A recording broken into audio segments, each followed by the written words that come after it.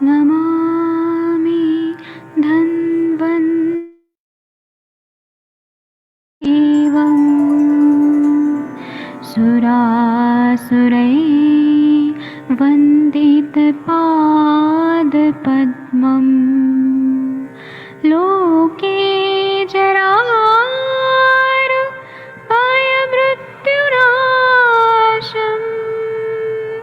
दातारमीशं विविधौषधीनां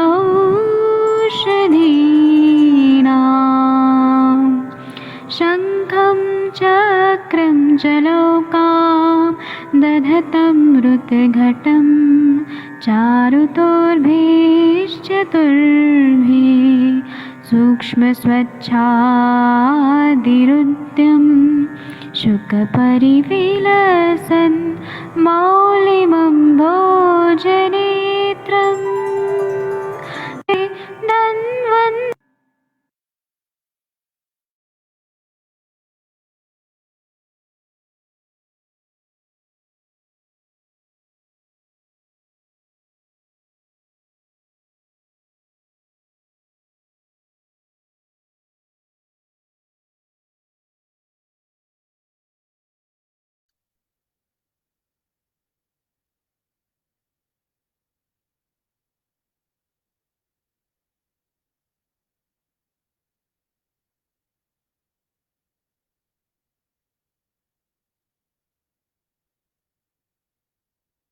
नमस्ते सभी को। आज के संभाषा के सत्र में आप सभी का बहुत बहुत स्वागत है। आज थोड़ा अलग हटके सब्जेक्ट पर हम बात करने वाले हैं। स्त्री रोगों से थोड़ा अलग है, बट जैसे अभी अभी आज हमारे डॉक्टर मंदाकिनी जी ने उसमें एक डाल दिया था किस प्रकार से वो केस था, थोड़ा इंटरेस्टिंग लगा। और ये टॉपिक तो इंटरेस्टिंग है ही, ब्यूटी से जुड़ा है, सो ग्रेइंग ऑफ हेयर को लेकर। बट इसका मैंने आज जो फ्लायर बनवाया है उसमें मैंने अलग से नाम डाला है। तो ये अलग नाम के साथ ही हमें इसको समझना है कि ये क्या है। प्री मैच्योर, इस प्रकार से जो premature greying of hair होता है ना, इसी का ये दूसरा नाम है। अभी इसका अलग नाम जो बताया गया है, ये अलग नाम है प्री मैच्योर कैनाइटिस। प्री मैच्योर कैनाइटिस यानी उम्र से पहले ही बाल पक जाना।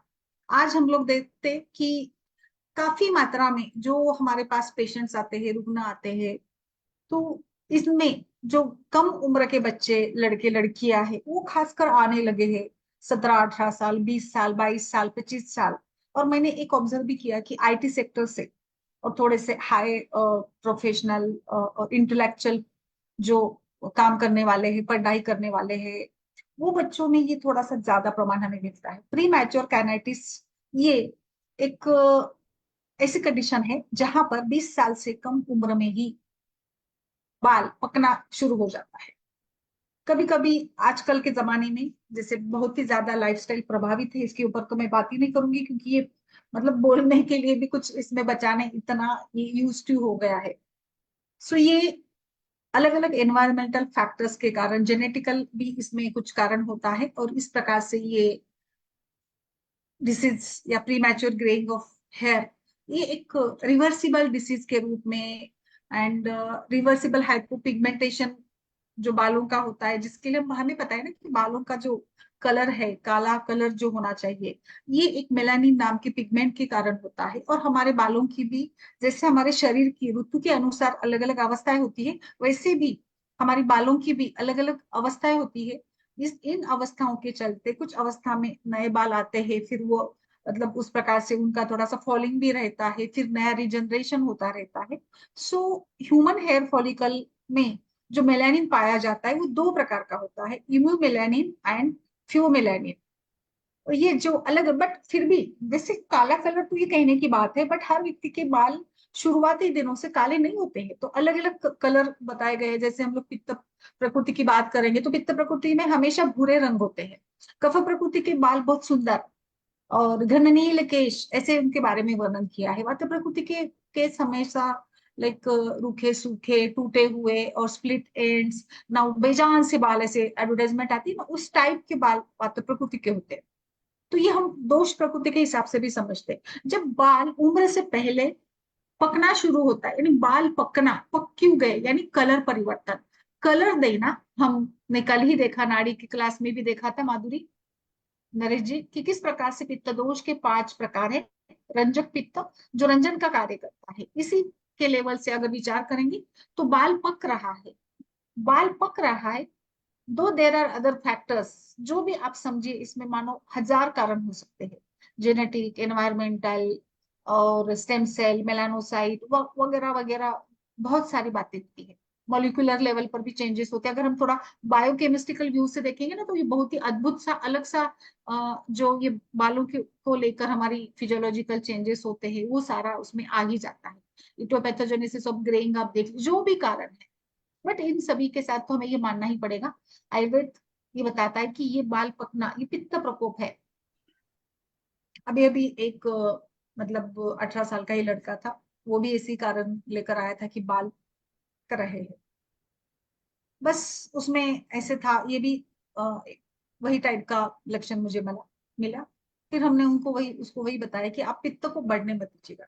जैसे पालित्य की संप्राप्ति भी तो वही बताती है, जब पित्त प्रकोप होगा, पित्त जाकर उष्मा में जाकर बालों को पका देगा। बस सिंपल सी संप्राप्ति बताई गई है कि पित्त को बढ़ाया नहीं जाना चाहिए। पित्त बढ़ जाता है, पित्त का प्रकोप हो जाए, फिर किसी भी कारण से हो, तो जाकर वो हमारे हेयर रूट्स में चला जाता है, और वहां पे जाकर अपने रंजन क्रिया से वहां पर रंजन करता है, और बालों में सफेदी आ जाती है, सिंपल वे से।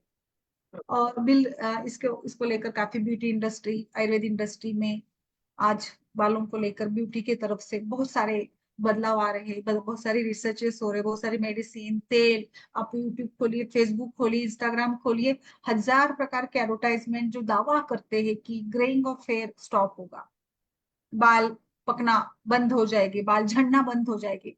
बट आई डोंट अंडरस्टैंड कि रिजल्ट्स कितने, आप सभी लोग ही बताइए कि रिजल्ट सच में कितने आते हैं। एक मैं अभी थोड़े थोड़े कारण इसके बताना चाहती हूँ, बाकी सारी तेल लगाना, मसाज करना, विरेचन करो, अस्थि का पोषण करो, वगैरह वगैरह, हम तमाम सारे बातों को जानते ही है। और आज डॉक्टर मंदाकिनी जी ने एक केस डाला था कि किसी रुग्ण की आईब्रो की बाल सफेद हो गई, बट मैंने वही उनको, मतलब थोड़ा मुझे अजीब लगा, बट सच में ऐसे हो सकता है कि यस, आज के जमाने के जनरेशन को पता नहीं क्या क्या देखने को मिल सकता है, और हमें भी वो देखना पड़ रहा है कि अरे ऐसे कैसे हो गया इतने कम। मंदाकिनी जी, आपने उम्र नहीं बताई, एज नहीं बताई पेशेंट की, बट मैम आई, 18 साल की लड़की है। यस एग्जैक्टली 18 साल, तो देखिए आ गया, बिल्कुल। तो थोड़ा अजीब लगा शुरू में, बट फिर मैंने सोचा कि नहीं, निश्चित रूप से ये भयानक स्थिति है। नहीं मैम, ये तो मैंने 8-9 साल के बच्चे में भी देखा, आईब्रो के बाल यस, और आई लैशेस के बाल भी सफेद है। क्योंकि हेतु था चिप्स खाना, सॉल्टी जो रहता है ना, ज्यादा खाना, ऑफ वो कोर्स। मैंने बंद किया। और उसके बाद दूध पीते सॉल्ट के ऊपर, वेफर खाने के बाद। That was the continuous thing कि हम मैंने देखे बच्चों में हुए हैं ना, उसमें इसलिए। बिल्कुल।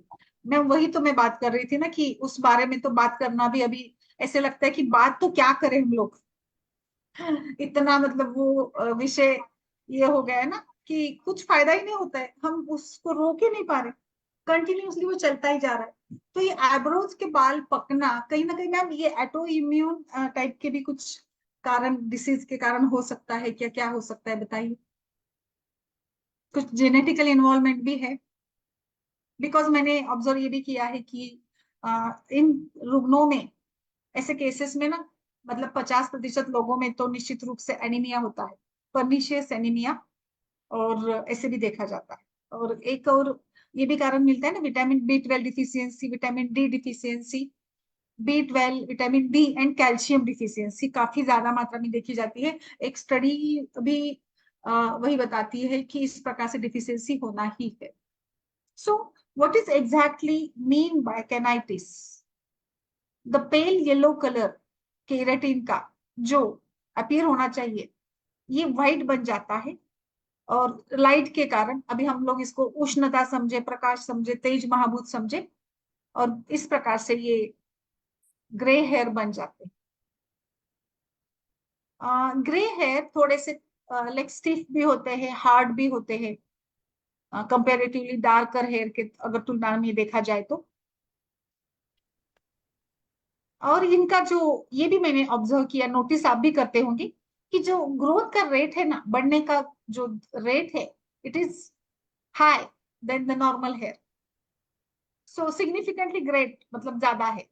हमारे नॉर्मल बाल भी इतने जल्दी बढ़ते नहीं, बट ये ग्रे हेयर जल्दी बढ़ जाते हैं, and they are more sensitive to damage. और ये एक खासियत भी मैंने देखी होगी, आप सभी अभी जानते हैं कि आजकल डाई लगाना, कलरिंग करना आम बात हो गई है। और एक बात और बताती हूँ, ग्रे हेयर जो होते हैं ना, ये ज्यादा डिमांड करते हैं फोटो प्रोटेक्शन का, and so they are less likely to hold the artificial color and due to the structural changes. Yes ma'am, Anita ji नमस्कार। भ्राजक पित्त दृष्टि, बिल्कुल।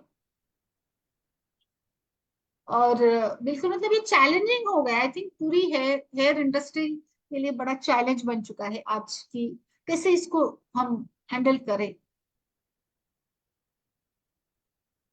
सो अभी हम मैनेज कैसे करना है, बताइए, मैनेजमेंट कैसे करें। बहुत सारे इसमें मेडिसिन है, बहुत सारे फॉर्मुलेशन है, जो भी है, हमें क्या सोचना चाहिए। जिंक, कॉपर, कैल्शियम प्रिस्क्राइब करते हैं, एलोपैथी डॉक्टर के पास जाएंगे तो यही प्रिस्क्राइब होता है, कैल्शियम पैंथोटेनिक एसिड, फिर जिंक की टैबलेट, कॉपर की टैबलेट, फिर बायोटीन मिनरल है, सेलेनियम है, कभी कभी कैल्शियम देते हैं, कभी विटामिन डी देते हैं, बी कॉम्प्लेक्स देते हैं। ये सारा तो चलता ही रहेगा। बोलिए, क्या आप क्या कैसे सोचना है हमें। आजकल फिर एडिशन में शैम्पू आ गए मार्केट में, हर कोई अपना प्रोडक्ट बना रहा है और ये दावा कर रहा है कि इसको यूज करो, इसमें ये है, ये है, ये है। और फिर हम आज एडिक्ट भी हो गए शैम्पूज को लेकर, विटामिन सी, ई, बट ये डोंट नो, बहुत ही ये बड़ा ये एक विषय बन गया है, बड़ा कारण बन गया। अभी तो इग्नोर भी करना पड़ रहा है हम लोगों को, कि जाने दो, ठीक है, बाल सफेद है तो सफेद है, अभी तो सफेद बाल का फैशन है। बालों की अगर अकाल, बात करें ना, अकाल, तो हमारी बोलिए जो सर। फैमिली फैमिली हिस्ट्री है जी। मैं 10वीं क्लास में पढ़ता था, मेरे बाल सफेद हो गए थे जी, मैंने कुछ नहीं लगाया, अपने आप काले हो गए। और 35-36 साल की उम्र में बाल उड़ गए जी मेरे। अभी कोई ज्यादा उम्र नहीं है, लेकिन मैंने ऐसे देखा हमारे परिवार में सभी कैसा है जी, ये जेनेट मतलब कि फैमिली हिस्ट्री है। बिल्कुल। और इस पर को भी हम कह सकते हैं, लेकिन इलाज नहीं है जी। हमने महंगे से महंगी दवा लेके देखी है, बालों में ओरिएंटेड रिजल्ट नहीं आते जी। बहुत 20-20, 25-25 हजार रुपए का 100 ml तेल लेके भी देखा है जी, क्योंकि केस सबसे बड़ी चीज है। अब तो लोग क्या करते हैं, सर्जरी कराने लग गए जी। मेरे दोस्त ने कराई थी, वो मुझे भी उसने कहा आप भी करा लो। मैंने कहा मैं तो नहीं करवाता, तो उनसे उनके बाल दोबारा आ गए थे। तो ये चीज है, तो हमें समझ ही नहीं आता जी क्या अच्छा शैम्पू लगाएं, क्या लगाएं। खाने पीने में भी जनरली ये भी पेट का जो विकार है ना, उसकी वजह से बाल पकते हैं। ये सबसे बड़ा रीजन ये हम भी हमने महसूस किया है। अगर पेशेंट की हिस्ट्री लेते हैं तो ऐसा ही मिलता है। अभी हमारा कोई मार्गदर्शन तो नहीं है, अभी सिकाकाई, आंवला, रीठा सब लगा के देखे हैं, लेकिन बाल नहीं आते जी, पतले हो जाते हैं, बाल नहीं आते जी।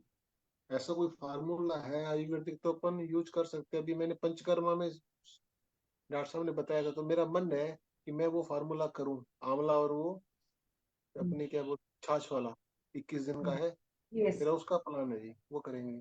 बाकी अभी कोई आप हमारा मार्गदर्शन करो कि हमें क्या करना चाहिए। पेशेंट भी बहुत आते हैं, लेकिन हम कभी उनको जिम्मेवारी नहीं देते भी हम आपके बाल उगा देंगे, कर देंगे। कई लोग मतलब क्या बोलते हैं उसको, ओमेगा 3 ओमेगा 6 ऐसा कुछ काफी कुछ देते हैं बालों के लिए, लेकिन उसमें हमें तो कभी रिजल्ट नहीं मिलेगी। इसलिए बालों का केस तो मैं देखता ही नहीं जी, क्योंकि मेरे खुद के नहीं है बाल। लेकिन डॉक्टर साहब आप ही नहीं, के वो ना तो कि ठीक है। सर की एज क्या है? सर की एज क्या है? मेरी 48 साल की एज है जी, 48। सर अब तो इम्पॉसिबल भी है, अब तो 48 साल के ये बाद आप तो। देखोगे ना, मेरे पूरा बाल्डनेस है जी, पूरा पीछे तक है जी। ये मेरे भाई के भी है, छोटा भाई डॉक्टर है मेरा, उसके भी सर अब है सर बड़े। अब तो नहीं आएगा बाल, आपका जो है वही संभल सकता है बस। इसलिए नहीं आता जी बाल। यस मैम, बताइए क्या क्या विचार करें। ये तो क्षुद्र रोग, पालित क्षुद्र रोग की प्रकार से बताया है, वो तो हम सारे क्लासिकल रेफरेंसेस हमारे पास बहुत है। मैम क्या क्या एक मैंने। चीज मुझे और भी मतलब लगता है, जैसे आईब्रोज की बात चलती है, तो कुछ जगह ऐसा होता है, कुछ लोग थ्रेड यूज करते हैं आईब्रोज बनाने में, कुछ जगह वैक्स यूज करते हैं। करते हैं। थ्रेड आईब्रो बनाने के लिए थ्रेड यूज करते हैं, धागे से बनाते हैं। हाँ हाँ। और कुछ लोग होते हैं वो वैक्स यूज करते हैं। कुछ लोग होते हैं वो लोग, वो जो कांटा एक छुरी टाइप का होता है, स्कैल्पल टाइप का, वो लोग उसको यूज करते हैं। और अक्सर क्या होता है कि आईब्रोज बनाने के बाद वो लोग कहीं क्लींजर लगाते हैं, और कोई लोग क्रीम लगाते हैं। तो मुझे लगता है वो भी एक रीजन होता है। क्लींजर तो मुझे नहीं लगता कि वो कोई एक ऑप्शन है, वो भी एस्ट्रिजेंट होता है, तो वो भी कहीं ना कहीं नुकसान करता होगा। क्रीम तो फिर भी ठीक है एक बार। नहीं, वो तो थ्रेड से ही निकालते हैं ना मैम, थ्रेडिंग तो थ्रेड से ही करते हैं, इसलिए उसको थ्रेडिंग करते बोलते हैं। अरे मैम, थ्रेडिंग तो करते ही हैं, लेकिन अभी आजकल इंस्टेंट के लिए एक स्कैल्पल टाइप का आ गया है। हाँ तो हाँ, समझ गई समझ गई, वो वाला जो सफेद बालों को निकालने के लिए ना। नहीं नहीं, जैसे हम्म अपन लोग थ्रेडिंग कराते हैं ना, तो उसमें एक्स्ट्रा बाल निकालती है वो थ्रेड से। लेकिन हम्म। जिनके पास टाइम नहीं है वो लोग प्लकर से भी निकाल लेते हैं। एक आ हाँ गया हाँ है स्कैल्पल, एक स्कैल्पल आ गया है, जो अपन लोग नहीं डिसेक्शन के टाइम में यूज करते थे स्किन को काटने के लिए। वैसे करके स्कैल्पल आ गया है, वो लोग उसको ऐसे धीरे से करके उधर पूरे एक्स्ट्रा बाल निकाल देते हैं। और अक्सर जो छोटे वाले जो ब्यूटी पार्लर वाली होती हैं वो लोग एस्टेंट लगाती हैं बाद में, ये बाल आईब्रोज बनाने के बाद में। कुछ लोग क्रीम लगाते हैं। मैंने अभी प्रॉपरली ना मैम, जैसे मेरा मतलब ये रहता है ना कि पित्त प्रकोप है, पित्त प्रकोप के लिए हम लोग पित्त शमन चिकित्सा करें। दूसरा होता है मेरा इसमें फोकस की नरिशमेंट ज्यादा से ज्यादा, और फैंसी तेल की जरूरत नहीं है। सिंपली आप नारियल तेल, जो अगर आपको घानी का मिले, मतलब घाने का जो लकड़ी वाला, कच्चे घाने का बोलते हैं ना, वो अगर मिले तो उसको आप कॉटन से लेकर पूरे अच्छे से लगा लो, डेली लगा लो, जितना लगा सकते उतना लगा। नारियल तेल से बेस्ट कोई तेल नहीं। हम आयुर्वेदिक भी, बाकी वटजटादी है, नीली भृंगराज, वो भी करें, बट शुरुआत में मुझे ऐसे लगता है ना पित्त का शमन हो, इसीलिए नारियल का ही तेल इसमें बेस्ट रहता है। एक मैंने आपको भी सजेस्ट किया था टिचअप कैप्सूल करके, वो टिचअप का भी रिजल्ट मुझे अच्छा मिलता है। और एक मैंने बताती हूँ, गोंद जो होती है ना, गोंद, क्योंकि कहीं ना कहीं केश अस्थिज भाव है, तो हमें अस्थि पोषण पर भी थोड़ा फोकस करना होगा।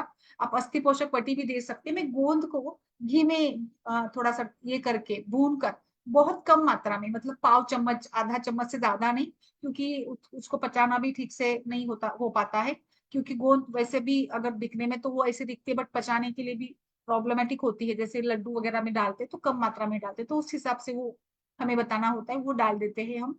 और फिर आप जैसे मुक्ता, प्रवाल, इन सभी का एक कॉम्बिनेशन करके इसमें दे सकते हैं, जो कि पित्त, मुझे प्राइमरी लेवल पर ऐसे लगता है कि पित्त शमन करे, स्नेहन करे। पॉसिबल है पेशेंट की एज देखकर विरेचन करवाए, 3 महीने में रिजल्ट दिखता है, नहीं दिखता ऐसा नहीं है। बट पूरा मैंने ये तो ऑब्जर्व नहीं किया कि आपके बाल एकदम पके हुए हैं, सफेद है और पूरा टर्न हो गए, ये मैंने आज तक नहीं देखा टू बी फ्रैंकली। बट हाँ, इतना देखा है कि आपके दूसरे जो बाल है वो हम प्रिवेंट कर सकते हैं, जो सफेद हो गए हैं उनके लिए तो आपको डाई लगाना, मेहंदी लगाना, वट जो भी करना है आर्टिफिशियली वो करना पड़ेगा। ये तो अजूबा लोग दावा करते हैं, बट मैंने खुद से सच में नहीं देखा है। अगर आपने देखा है तो आप अनुभव शेयर करिए। बट प्रिवेंशन मैं जरूर करवाती हूँ, और मैंने खुद के लिए भी वो अनुभव किया है। हाँ, सप्तामृत लोह भी देते हैं मैम, सप्तामृत लोह, ट्रिचअप, आप इवन आरोग्यवर्धिनी भी यूज करते हैं लोग, पुनर्नवा मंडूर यूज करते हैं, गोक्षुरादि गुकुल यूज करते हैं, काफी सारे फॉर्मुलेशंस है, वो तो ठीक है। आप अगर पेशेंट का शोधन करवा लीजिएगा वो भी ठीक है। और इम्पोर्टेंटली जो आजकल के शावरिंग में, मतलब बच्चों को देखती हूँ ना, बच्चे इतना कंटाला करते हैं ना, उनको नहाने यानी इट्स लाइक कि जाओ शावर चालू करो और नहा लो। कुछ बच्चों को देखा है कि वो डेली शावर करते हैं, बहुत हानिकारक है। और शैम्पू भी बार बार लगाना वो भी हानिकारक है, तो वो थोड़ा कम करें। आज मतलब पानी की भी कई सारे स्ट्रेस फैक्टर्स है, तो पीछू रखवा सकते हैं हम लोग, शिरो पीछू, शिरो धारा, शिरो बस्ती। तो मस्तिष्क पर, भ्राजक पित्त पर हमें कार्य करना होगा, पित्त दोष पर हमें कार्य करना है। और जो भी आपको मिले, हेतु क्या मिले ये भी देखिएगा, इसमें हेतु भी होता है। और अगर कुछ हेतु नहीं मिल रहा है तो मुझे लगता है स्ट्रेस तो जरूर होता है, उसको हम लोग एग्जामिन नहीं कर पाते हैं, बस उसके लिए हमें चिकित्सा करते रहना चाहिए। बट ये मैं मतलब 99% मैंने रिजल्ट्स देने हैं, आप 3 महीने से 6 महीने तक ट्रीटमेंट पूरी अच्छी करो, रिजल्ट मिलेगा। और कुछ महीने फैमिली, जैसे सर ने बताया कि फैमिली हिस्ट्री भी होती है, तो उसके लिए तो एक्सेप्ट करना है, जो भी बाल है उनको अच्छे रखे, उनका रख रखाव अच्छा करे, और थोड़े बाकी जो बाल अच्छे हैं उनको भी हम मतलब प्रिवेंट कर सकते हैं। इसमें न्यूट्रिशन, स्नेहन, ये भी इम्पोर्टेंट है। और ओवरऑल आपकी इम्यूनिटी, कई बार जो बार बार बीमार पड़ते हैं उनमें भी संभावना है, धातु बल कम होता है ना, तो वो भी होता है ना, तो धातु बल भी बढ़ाना चाहिए ना। ओवरऑल हेल्थ अच्छी होती है तो मुझे नहीं लगता कि किसी के बाल सफेद होते हैं। तो इट डिपेंड्स अपॉन आपके शारीरिक मानसिक बल पर भी डिपेंड करता है। मनोभाव भी बहुत इंपॉर्टेंट होते हैं बालों के पकने में। जो लोग ऐसे बुद्धिवादी काम करते हैं, स्ट्रेस लेते हैं, स्ट्रेस उनमें जरूर हेतु होता है। इसके लिए तो शिरोधारा ही बेस्ट है। बोलिए मैम, यशोदा जी, माधुरी, और क्या क्या दे फॉर्मुलेशंस बताइए। वो तो हमारे पास सारे फॉर्मुलेशंस है ही, कुछ आपके अनुभव के रूप में हो तो बताइए। मैं एक तेल यूज करता हूँ बेसिकली काफी समय से। जैसे महाभृंग तेल ले लिया हमने, उसमें नारियल का तेल, तिल का तेल और थोड़ा सा अरंडी का तेल मिलाते हैं, ठीक है।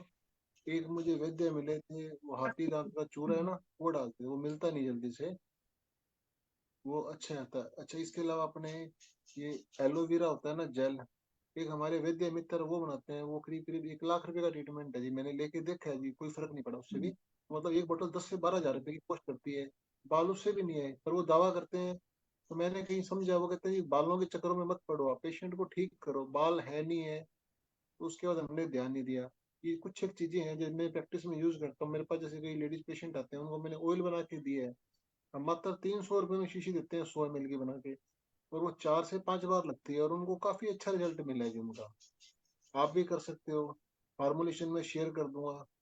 अच्छा, अभी हमारे दिल्ली में कौन वो हुई थी प्रगति मैदान में, तो मैं वहाँ वैद्यों के पास गया, तो एक वो अलग से तेल बनाते हैं, शायद मेरे पास पड़ा भी हो, मैं आपको शेयर करता हूँ, फोटो दिखाता हूँ उसकी। एक हम्म। मिनट, पड़ा हुआ है। काफी बिक रहा है। मुझे तो आदिवासी हेयर ऑयल आता है, मैं लेके आया था वहां से। अच्छा, आदिवासी हेयर ऑयल, ये 200 रुपए की शीशी है। अच्छा है मतलब इसका कैसा टीम, रिजल्ट? मुझे तो नहीं लगा जी, इससे बढ़िया तो हम खुद बना लेंगे तेल घर पे।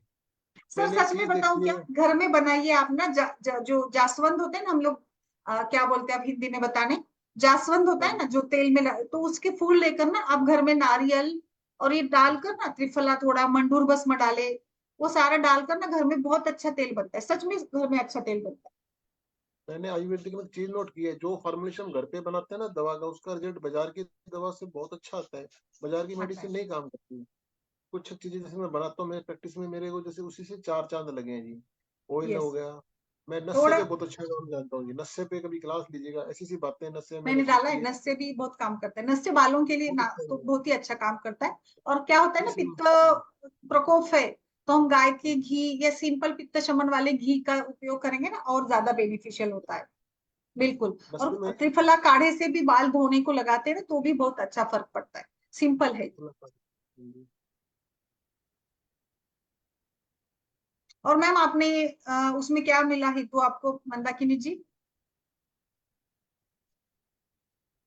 कुछ फैमिली हिस्ट्री मैम मिली क्या? हेतु भी हेतु तो बहुत सारे थे। 18 साल की लड़की है, स्कूल गोइंग है, वो सारा उसका बाहर का खाना है, इवन उसका जो पूरा फेस है ना बटरफ्लाई शेप में, पूरा मतलब फंगस हो गया था, बड़े बड़े दद्रू हो गए थे, रिंग वर्म पूरा, ऐसे चिक बोन से लेकर के पूरा नाक माथा पूरा कवर किए हुए था।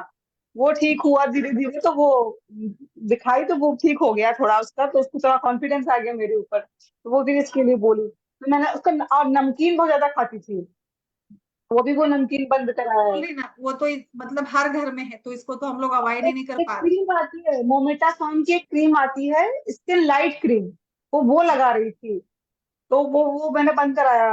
मैंने कहा उससे भी फेस जो है ना, पहले तो गोरा होता है, उसके बाद फिर वो लाल लाल होकर के स्किन सेंसिटिव हो जाती है। वो भी यूज कर रही थी। तो बहुत सारे हिट थे मैम उसके तो। यस मैम, ये हस्तिदंत मस्सी वगैरह है, बट सर एक्चुअली वो मिलना थोड़ा सा पॉसिबल नहीं है। अगर सच में मिल जाता है तो वो तो मतलब वंडर ही हो जाएगा हमारे लिए, तो वंडरफुल होगा वो अगर मिल जाए तो। शैलेंद्र जी, हस्तिदंत मसी का प्रयोग बताया गया है हमारे, वो तो शास्त्रों में से ही बताया गया है। आंवला को कोई ऑप्शन नहीं है। आंवला मुरब्बा, मैं वो भी बताती हूँ, आंवले का मुरब्बा भी डेली खाए, हो एक एक करके खाए। आंवला मैम खाए तो त्रिफला मसी का कैसा यूज होता है इसमें? त्रिफला मच्छी आप यूज कर सकते हैं। त्रिफला का तो रोल अच्छा है ही। वो उसमें मैंने पढ़ा था कि उसको जला करके त्रिफला को, फिर उसके बाद लोहे की कढ़ाइया में रख देते हैं रात भर शायद, फिर उसके बाद उसको लगाते हैं।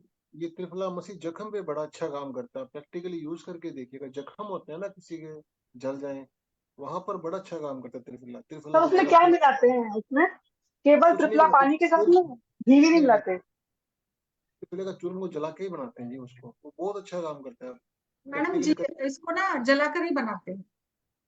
अच्छा मैम काम करता जलाते है। कैसे हैं इसको? इसमें ऐसे क्लोज ये आता है ना, वो इंस्ट्रूमेंट आता है, रिसर्च में यूज करते हैं ना, मफल फ्यूरेंस करके आता है।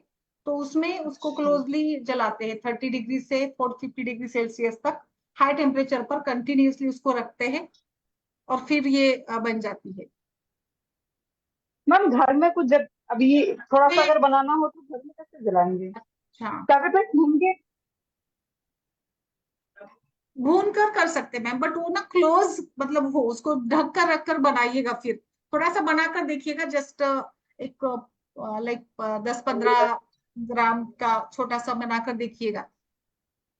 बट बड़े के? मार्केट लेवल पर तो उसको मफल फरस में ही बनाते हैं। धीमी आंच पे जला के उसको बनाते हैं, मैंने देखा था, अब याद नहीं आ रहा। हाँ, मेरे को मिला तो मैं शेयर करूंगा, बहुत अच्छा बनता है त्रिफला मसीह। तो घर बट पे बनाओगे बहुत अच्छा बनेगा। मेरी वाइफ क्या करती है जी, बालों के लिए ये एक फॉर्मुलेशन बनाती है, तो वो बड़ा कारगर है। हालांकि उसमें मैं शिकाकाई, आंवला, ब्रह्मी, ऐसी कई चीजें ला के देता हूँ। वो बड़ा अच्छा काम करता है जी वो। तो सर वो किस लिए यूज करती हैं उसको? वो बालों के लिए। मेरी वाइफ को थायराइड की दिक्कत है, काफी साल हो गए जी उसको, यंग एज में ही थायराइड हो गया था। तो तो उसके बाल बाद है ना, झड़ते हैं उनके? हाँ जी, उनके बाल तो वो बालनेस आ गई जी, गंजापन ही आ गया जी, अब है ही नहीं बाल उनके, नाम मात्र के बाल है जी। एज भी ज्यादा नहीं है, अब क्या करेंगे। और 30 साल से भी कम उम्र में पीरियड आने बंद हो गए थे जी, क्या बताएं फैमिली हिस्ट्री में कौन देख से के। कितने साल से? 30 साल की, 30। और एक अरे दो बार बीमार। हाँ जी, डॉक्टर ने जवाब दे दिया जी, आप मानोगे नहीं, आयुर्वेदिक चिकित्सा की जी, मैंने खुद ही की थी, अब तक वो फिर ठीक है। बच्चे डॉक्टर, सर? बच्चे, 2 बच्चे हैं जी मेरे, एक लड़का है एक लड़की है। एक बच्चा मैंने भाई को गोद दिया हुआ जी, उनकी 3 लड़कियां थी। तो अब मतलब कि वैसे तो ठीक है, लेकिन हेतु देखे ना, तो उनको मतलब कि कोई चीज की परिस्थिति में तनाव ज्यादा ले लेते हैं वो।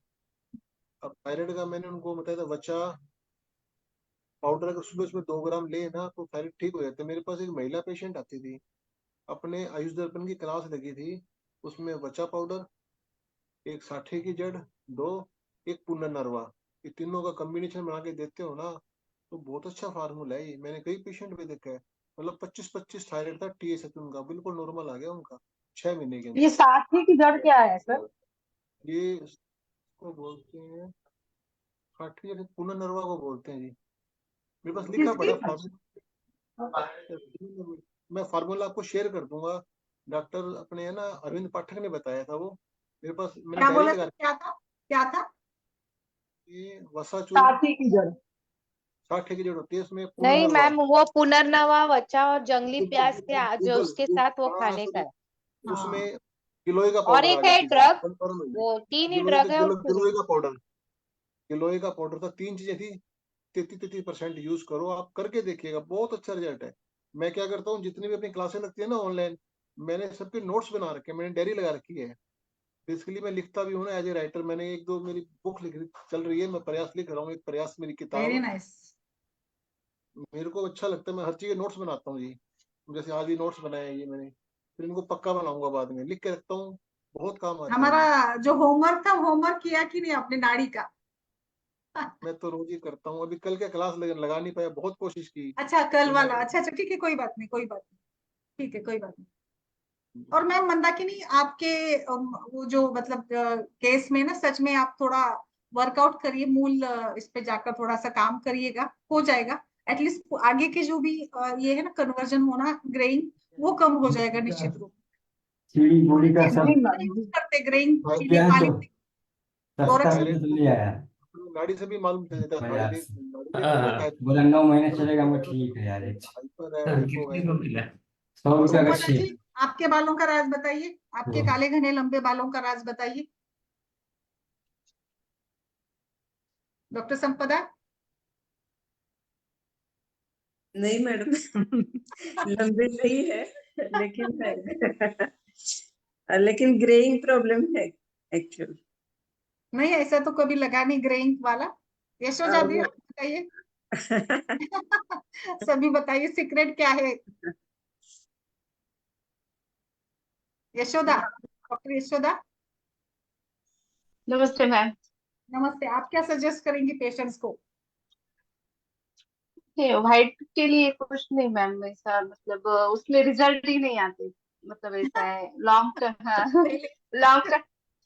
और और हम ट्रीटमेंट देंगे तो पेशेंट का विश्वास भी नहीं रहता, फिर बाद में ऐसा हो जाता है। फिर क्वेश्चन करता है कि हाँ, दूसरी चीज को मेडिसिन देंगे तो बोले हाँ इससे रिजल्ट आएगा क्या, ऐसे क्वेश्चन करते हैं पेशेंट फिर बाद में। तो इससे अच्छा है सीधा बोलने का कि नहीं होता है, क्योंकि पेशेंट का भी अविश्वास नहीं बढ़ता, उनको भी क्लियर कट पता नहीं चल नहीं, जाता है। इसीलिए मैंने बताया ना कि मैंने भी आज तक ऐसे देखा नहीं ना कि सफेद बाल पूरे कन्वर्ट हो गए। गोरख जी आपने देखे। देखे तो पूरे नहीं है सफेद हो उनको। तो पूरे कन्वर्ट नहीं होते, लेकिन कुछ कुछ सफेद है तो कन्वर्ट हो जाते हैं। कन्वर्ट होते हैं सच में। हाँ, मेरे क्या बिल्कुल देते हैं आप सफेद हो बताइए गए थे, सीक्रेट। मुझे खुद को भी नहीं पता ये। उनको डाइट के बारे में एक तो बताना जरूरी होता है कि वो लवण और क्षार धर्मी औषधियों का सेवन ना करे, पित्तकर औषधियों का सेवन ना करे, मतलब आहार का सेवन ना करे। हम्म, बाकी अभ्यंतर चिकित्सा में रसायन चूर्ण का उपयोग करता हूँ कभी। भृंगराजासव का है, च्यवनप्राश का है। ये दोषों के अनुसार प्रवाल पंचामृत, कामदूधा, जो भी पित्त नासिया शमन। रसायन भी रसायन काल में उपयोग में करता हूँ। उसका भी फलश्रुति में आया है कि वो रसायन बालों को काला करता है। बाकी एक भृंगा अमलक तेल है, तो उसका भी अच्छा रिजल्ट पाया है। वो उसमें ऐसा लिखा है फलश्रुति में कि अगर वो बगुले को लगाया जाए तो बगुला सफेद का काला हो जाता है। तो वेरी उसका नाइस। रिजल्ट वैसे अच्छा मिलता है। अच्छा अच्छा। फिर जो किशमिश ओके, खाते हैं द्राक्ष का, चलिए प्रेमलता जी आपका कुछ। चलिए आप सभी से आज मैं वही पूछ रही हूँ, बालों का राज पूछ रही हूँ। आई होप कि सभी आपको फ्रैंक अपना ओपिनियन देंगे। मैं कर रहा हूँ प्रैक्टिस। जैसे इस पे जो भी बनेगा 2-3 महीने में जरूर। आपने तो देखा ही है मेरे बाल। अब मैंने पूरा थोड़ा मौसम ठीक होते ही चालू करूंगा जी। 2 फार्मूले हैं, मुझे किसी ने अच्छा। बताया है। किशमिश होते हैं ना खाने वाली, 100 ग्राम ले हम्म लेंगे और हम्म 50 ग्राम आंवला पाउडर लेके उनको मिला के लुगदी बना के बालों में लगानी है। एक डॉक्टर अच्छा जोशी वाला फार्मूला, आंवले 300 ग्राम आंवला तकर में लेके रात को भिगो के सुबह उसको करके जो पंचकर्मा में करते हैं, एक मैं वो करूंगा जी। हाँ, वो तो देखते हैं बहुत ही क्या अच्छा है रिजल्ट सर। आता है। उसका ना आप पेस्ट भी लगा सकते हैं। कल का आंवले में भिगो करना छाछ को, हाँ वो जी। तो मतलब बहुत ही अच्छा है। वो लगा ही सकते हैं आप। मैं भी कुछ बता देती हूँ। एक्चुअली मैम वो मैंने निगम आज, सर ने बनाया था मस्तिष्क लेप रहता है ना हाँ अपना, ऐसे मैं उसमें लेप नहीं आंवला बताया। है ना, सूखा आंवला छाछ में भिगोने का रहता है। फिर सुबह हाँ जी उसको क्लीन न करने का और फिर उसका रेशा निकालने का और फिर वो जो है वो लेप लगाने का, सिर पे मुंडन करने का, बॉल्ड करना है हेड को। और जो गर्ल्स अपने में वैसे ही रखो और लगाओ और 21 दिन लगातार लगाना है। मैम बहुत सारे लेप है, मैं शेयर करूंगी कल। अभी मैंने आज केवल ये जैसे मैडम का केस था मंदाकिनी जी का, तो उसको लेकर ही मैंने ये थोड़ा सा रिव्यू, क्योंकि इंटरेस्टिंग टॉपिक है और हमें कुछ ना कुछ नए फॉर्मुलेशन जरूर मिल जाते हैं। अलका जी नमस्ते। प्रेमलता जी आपने बताया नहीं आपके बालों का राज। चलिए लास्ट 2 मिनट्स। बालों का राज क्या, मेरे तो खुद ही सफेद है। मैं तुम्हारी मेहंदी लगा रही हूँ, काली वाली नहीं, वो जो हाथ में लगाने वाली है ना वो। वो भी अभी हुई है, वैसे पहले नहीं थे। अच्छा ठीक है। अलका जी, डॉक्टर अलका। हाँ, मैं भी सोच रही हूँ कि मेरे को भी मिल जाए तो राज तो बढ़िया है ना। चलिए नरेश जी हमारे सभी के लिए दवाई मेडिसिन अच्छा अच्छा ढूंढ कर बताएंगे, हम लोग लगाएंगे। मैम, और और क्या, नहीं, हम लोग सही है। मैंने सर 1-2 वैद्यों से बात भी की है जो दावा करते हैं। उन्होंने कुछ मरीज भी दिखाए हैं, लेकिन हमें उनसे कोई रिजल्ट ना मिला जी। हमने बहुत को पैसा भी लगाया, ऐसी बात नहीं है, क्योंकि थायराइड हुआ या कोई जेनेटिक रीजन हुआ तो उसमें हमें जो सिखाया है ना, जो हमारे वैद्य कहते हैं, आप छोड़ दो, प्रयास मत करो, उसमें आपकी प्रैक्टिस खराब हो जाएगी, तो आपको यस, यश नहीं मिलेगा उससे। तो ये कुछ यस सर। जेनेटिक जो अभी 82 साल का व्यक्ति है जी, इतने काले बाल है, उम्र लगती नहीं उसको, 82 सर ईयर अभी ओल्ड। अभी भी ऐसे लोग हैं, हाँ? ऐसा नहीं है कि मतलब सफेदी बढ़ गई है, but still there are people, they are having a good hairs.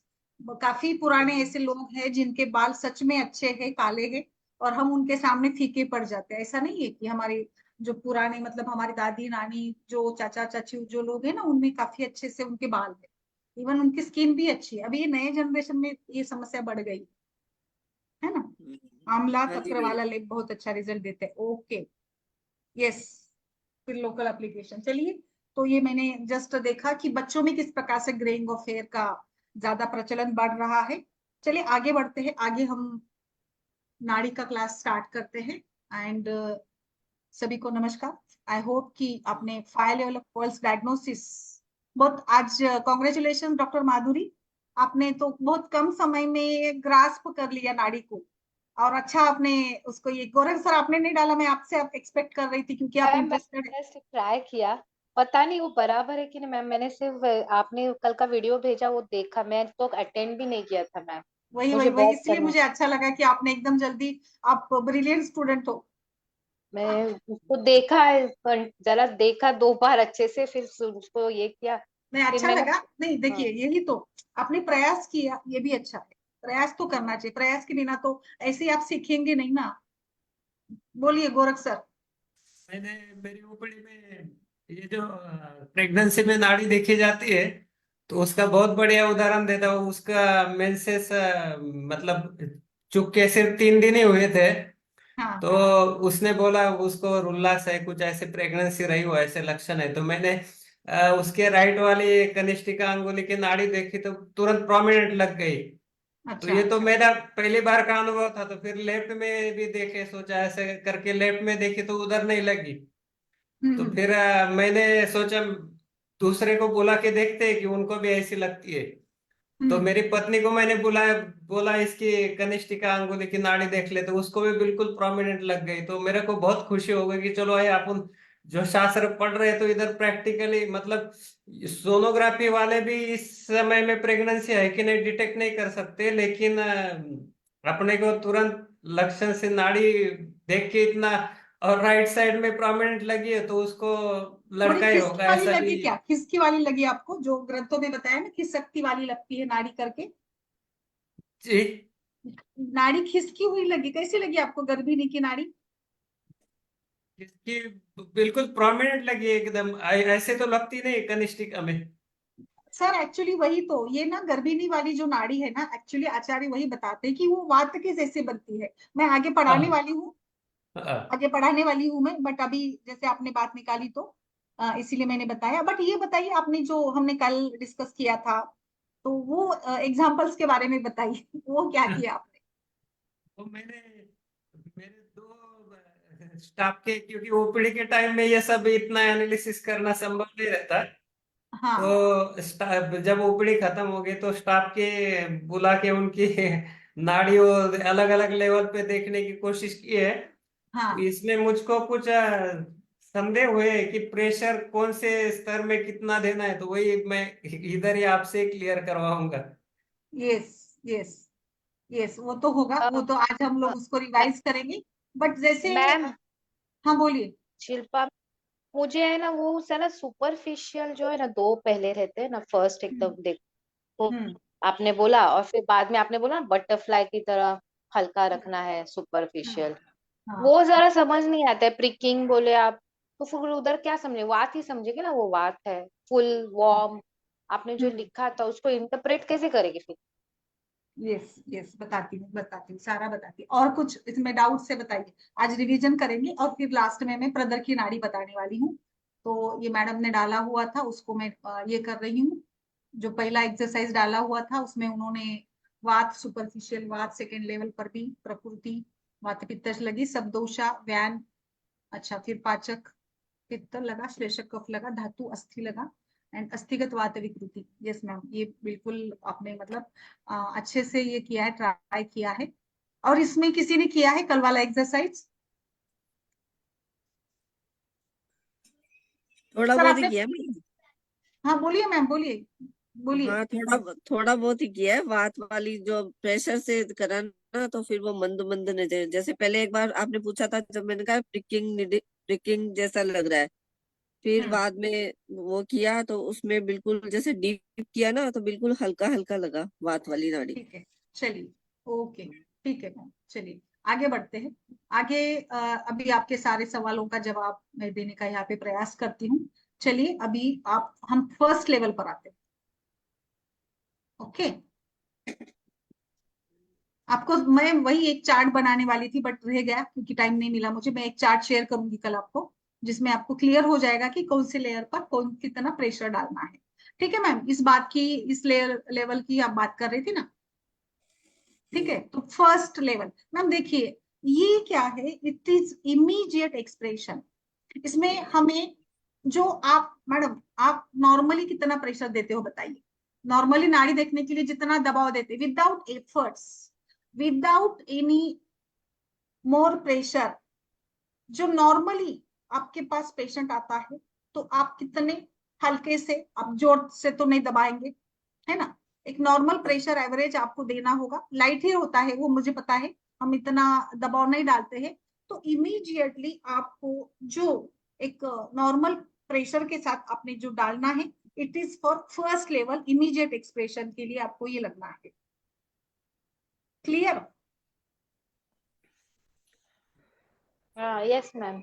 अभी देखिए, ठीक। इसमें मैं एक बार फिर से रिवाइज करने वाली हूँ। हाँ बोलिए गोरख जी। हाँ, ये इसमें मेरे को आपने जो लिखा है कि एक सॉफ्ट और प्रिकिंग कि, तो जो हाँ, यस, हाइपरटेंसिव पेशेंट है तो उनमें एक हाँ, हार्ड फीलिंग भी आता है, मतलब सॉफ्ट भी नहीं, भी प्रिकिंग भी नहीं है। नहीं है, अच्छा। सर तो ये कुछ तो एकदम एक, अच्छा, तो सॉफ्ट तो हार्ड नहीं है ना? सॉफ्ट नहीं है। हार्ड हार्ड फीलिंग आता है, तो वो कैसे, मतलब कहाँ पे वो उसको समझना चाहिए? हार्ड यानी कड़क, कड़क बोल रहे हैं ना आप, कड़क। हाँ हाँ, कठिन स्पर्श रहता है।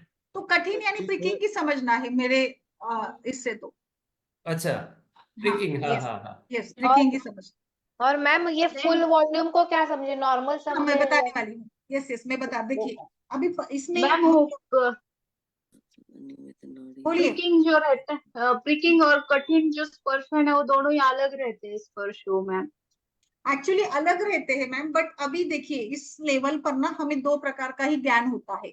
एक तो सॉफ्ट यानी नॉर्मल दोषों की स्थिति बताने वाला, या फिर हाँ दूसरा हाँ जिसमें कि असमतोल है, और फिर जिसके कारण, अगर हाँ अभी सर जो बोल रहे हैं ना हार्डनेस ज्यादा है, तो हाँ आई हाँ हाँ तो मे बी वात का प्रकोप रुक्ष गुण के साथ ज्यादा होगा। इसके कारण उनको नाड़ी में चुभन तो भी नहीं बट हार्डनेस लग रहा है ज्यादा। तो कठिन हाँ, जो वो हार्डनेस, जो यस, हार्डनेस फील होता है अपने फिंगर्स को, और प्रिकिंग रहता है ना, वो प्रिकिंग मतलब उसका जो बीट रहता है ना, वो पिन पॉइंट टाइप जैसा रहता है, वो प्रिकिंग यस, सेंसेशन वो रहता है। यस, दो सेंसेशन में तो फर्क है, बट मैं हाँ जानती हूँ इसके बारे में। बट अभी यहाँ पे इस लेवल पर हमें दो ही बातों से नैन करना है। एक तो नॉर्मल में लीजिए या तो फिर एबनॉर्मल में लीजिए, जो भी है। फिर आपको जो भी, अभी देखिए आपको जो भी ऐसे लग रहा है उसको आप लिख कर रखिएगा, हार्ड है जो भी है, ठीक है? या फिर सॉफ्ट लग रहा है सॉफ्ट, या फिर प्रिकिंग लग रहा है तो प्रिकिंग। ठीक है, आगे बढ़ते हैं। आगे इसमें रेगुलर इरेगुलर, नियमित अनियमित, ठीक है मैम? हाँ, ठीक है। नेक्स्ट, फुल वॉल्यूम और अल्प भरी हुई। अभी फुल वॉल्यूम यानी आपने जब अंगुली रखी तो मैडम, आपने जैसे मैंने स्ट्रॉ का उदाहरण दिया था, तो स्ट्रॉ में अगर फुल ऑफ पानी है, जूस है, तो उसका स्पर्श कैसे होगा? और स्ट्रॉ में जैसे जूस खत्म आते हुआ आता है तो उसका स्पर्श कैसे होगा? ये दोनों का फर्क है, full volume and like low volume. Hmm. ठीक है इसका मैडम, इसका क्लिनिकल इंपॉर्टेंस क्या है? सर, ये ब्लड वॉल्यूम को बताता है क्लिनिकली ना, रस रक्त धातु की मात्रा को बता देगा। अगर हाँ फ्लू हाँ वॉल्यूम है, इसका मतलब कि एक तो ये एक्यूट कंडीशन होती है जिसमें अभी तक रस रक्त धातु में इतना ज्यादा परिवर्तन नहीं आया है, तो व्याधि नया नया होगा। इसके कारण ये हम इसको एक्यूट कंडीशन मानेंगे। और अल्प भरी हुई यानी दीर्घकालीन, तो निश्चित रूप से धातु का बल कम होगा। धातु का बल कम होगा तो नाड़ी में भी वो बल हमें नहीं मिलेगा। मैम धातु से प्रेशर मतलब प्रेशर से रिलेटेड है क्या मैम, कि कितना प्रेशर है, फुल प्रेशर? नो, प्रेशर से नहीं। अभी जो देखिए, इसमें हमने जितना प्रेशर डालना था वो पहले आपने डाल चुके हैं, इससे मतलब प्रेशर का उसका कोई जो संबंध हम रिएक्शन आ रहा है, मतलब जैसे हाँ, मतलब हमारी आपको फील फिंगर पे जो स्पर्श, रिएक्ट कर रहा नाड़ी परीक्षा ही पूर्णतः स्पर्शन परीक्षा पर ही बेस्ड है। ज्यादा से ज्यादा हमें इसमें है। स्पर्शन के ही निरीक्षण क्षमता को बढ़ाना है। हाँ, अच्छा, तो यस ये सर। अल्प बोलना चाहूंगा अल्प मैं भरी हुई हो तो धातु क्षय बता सकती है। ये धातु क्षय या दीर्घकालीन स्थिति।